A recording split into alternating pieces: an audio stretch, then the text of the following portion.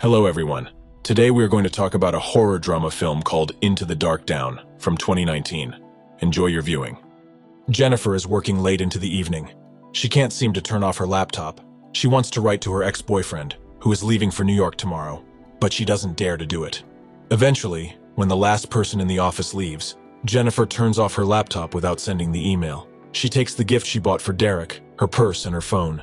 She walks to the elevator. Meanwhile, Guy is in a hurry to leave the office building. He runs to the restroom and then goes to the elevator. Guy works on the 42nd floor, and Jennifer works on the 49th floor. They pressed the elevator call button almost simultaneously. Jennifer entered the elevator first, and then the elevator opened on Guy's floor. They exchanged short phrases on the way down. The guy shows Jennifer a strange drawing on one of the elevator walls. It depicts a man in a box who cannot get out. As soon as the elevator goes down to the basement, the car stops abruptly.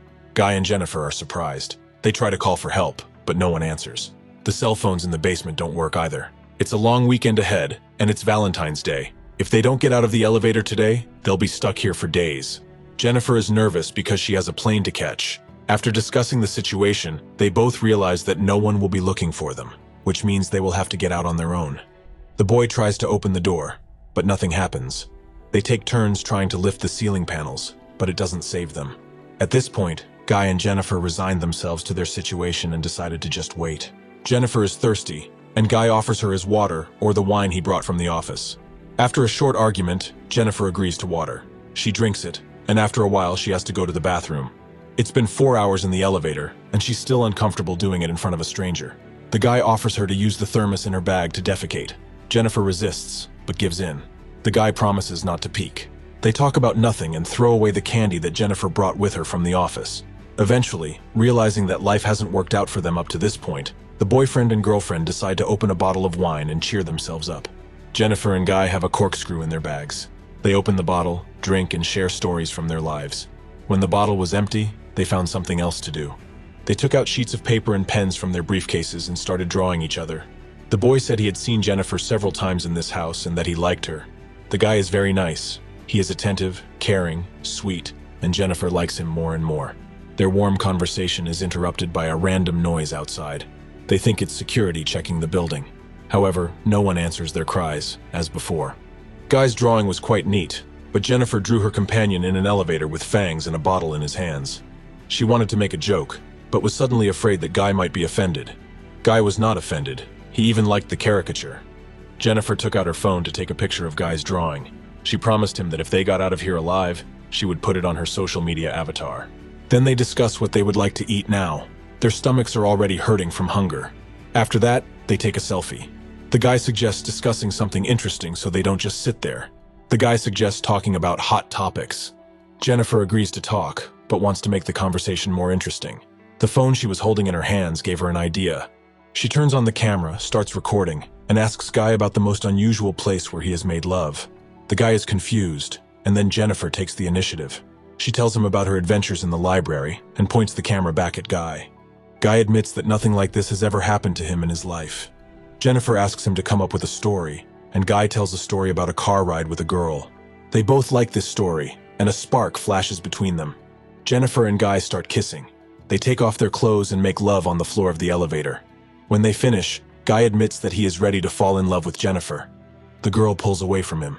Guy asks her about it, and Jennifer admits that she was going to fly to New York to see her ex-boyfriend.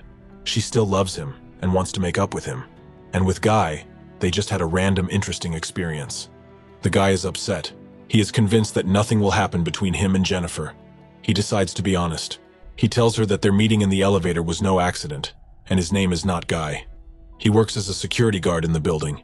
He says he has seen Jennifer many times before and wanted to get to know her, but she didn't pay attention to a regular security guard, so he decided to have their adventure in the elevator. The guy's name is actually John. He has a key with him to lock the elevator.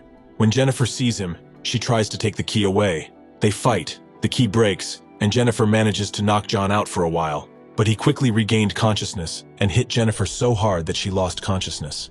When Jennifer came to, John turned into a real psychopath. He rushed around the elevator, opened Jennifer's gifts for Derek in a fit of jealousy, put on a shirt, and smoked a cigar. Jennifer is scared to death, but she can't help it. Since they broke the key, they will have to sit here until they are found.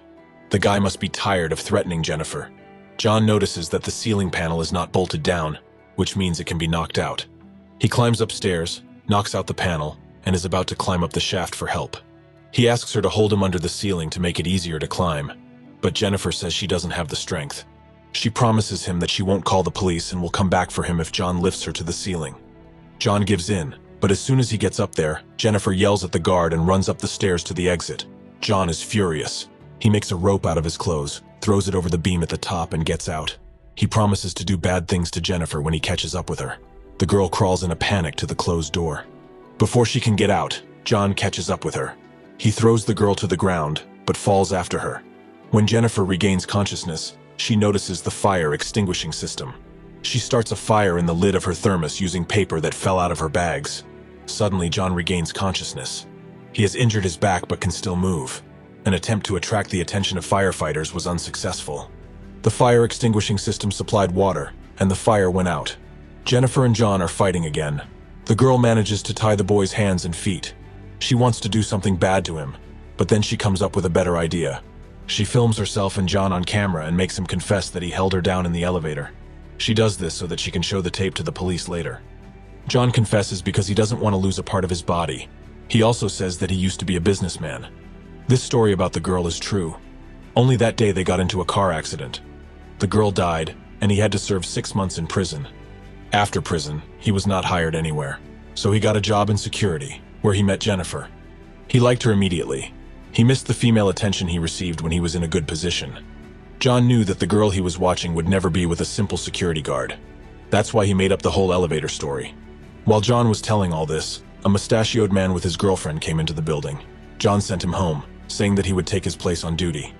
John said the same thing to the third guard, but his partner wanted to show off to his girlfriend and take her to the roof of the building. However, he found no one at the front gate. John wasn't in the locker room either. Then he looked at the elevator's surveillance camera. It was a mess, with John and Jennifer lying bloody in the middle of it. John's partner contacts him on the intercom and promises to come to the rescue. His girlfriend is already sitting on the couch in the hall, almost asleep. The man finds the right door, opens it, and throws the key inside. John throws Jennifer against the wall with his foot and says the key doesn't fit. He asks his partner to get inside and see what's wrong. Halfway to the elevator, John starts the mechanism, killing his partner. John knocks Jennifer out. He throws his partner's body into the elevator shaft and then carries Jennifer's body to the car. The man goes to the security desk and deletes all the security footage. Suddenly, he finds his partner's girlfriend, does bad things to her, and then throws her down the elevator shaft. John changes his clothes and erases the traces of the crime. He gets in his car and drives to the dumpster. Here he pours a can of gasoline into the trash and then talks to Jennifer through the trunk lid. The girl doesn't answer, so John opens the trunk. He realizes that the girl is not breathing. John relaxes and goes to the trunk to throw away her purse. At that moment, Jennifer attacks from behind. She hits her captor with a gasoline can, gets in the car, and drives away. Suddenly, at the end of the alley, she stops the car.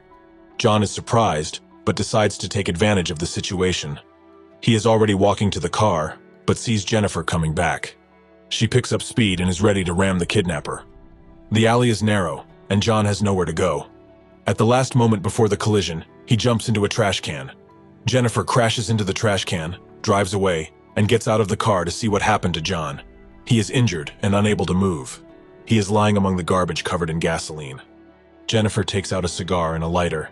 She lights the cigar and looks at John for a long time. He realizes that he is about to get very sick. Jennifer walks away from the trash can. She holds the cigarette in her hand and stops. She throws the cigarette into the gasoline. At this point, a fire erupts, consuming the dumpster and everything in it. If you have watched the video so far, you should know that I am happy to have viewers like you. Thank you for watching to the end. Subscribe to the channel and follow the news. Klonsak Recapped was with you. See you soon.